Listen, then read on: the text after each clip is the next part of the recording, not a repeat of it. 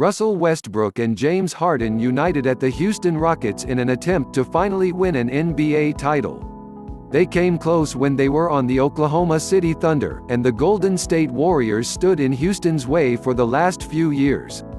With the Warriors injured and scattered around the United States, the Rockets were one of several teams looking to seize the moment. Chris Paul and Harden had seen their relationship stretched. Daryl Morey loves star hunting. Once Paul George had left for sunny Los Angeles to team up with Kawhi Leonard, a Westbrook trade was inevitable.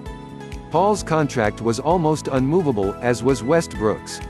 The match made sense. Harden wanted Westbrook and he wasn't too keen on Paul. The injuries to Paul derailed playoff runs. Westbrook was averaging a triple-double year after year. The lure of a trade for Harden, Morey and the Rockets as a whole was understandable, though concerns about their fit were also inevitable. Westbrook's shooting numbers have plummeted since his MVP form of a few years ago, and uniting two of the highest usage players in NBA history wasn't going to be straightforward. Westbrook's decline has been stark. Since posting a 30.6 PER in 2016-17, Westbrook's PER has dropped each season. The 30.6 mark was unlikely to be sustainable. It was the 16th greatest season in NBA history at the time, but the decline to 21.1 last season and well under 20 this campaign is alarming.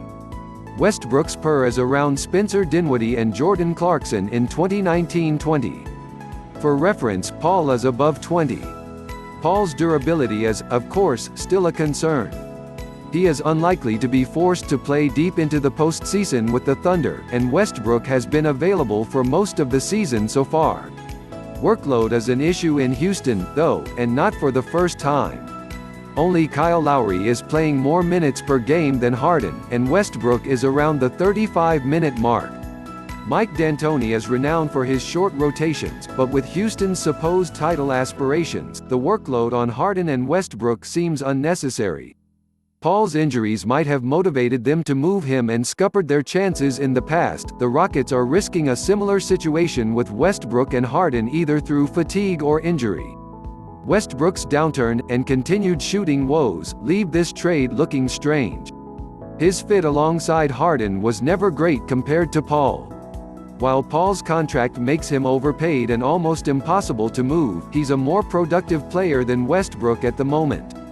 The performances of the Thunder are a reminder of just how good a basketball player Chris Paul is. His game was always going to age more gracefully than Westbrook's.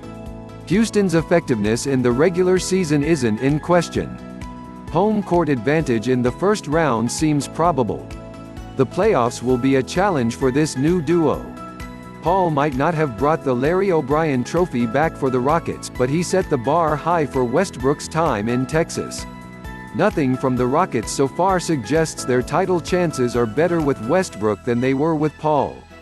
If either of the veteran point guards is going to be an all-star in 2020, it should be the one in a Thunder uniform.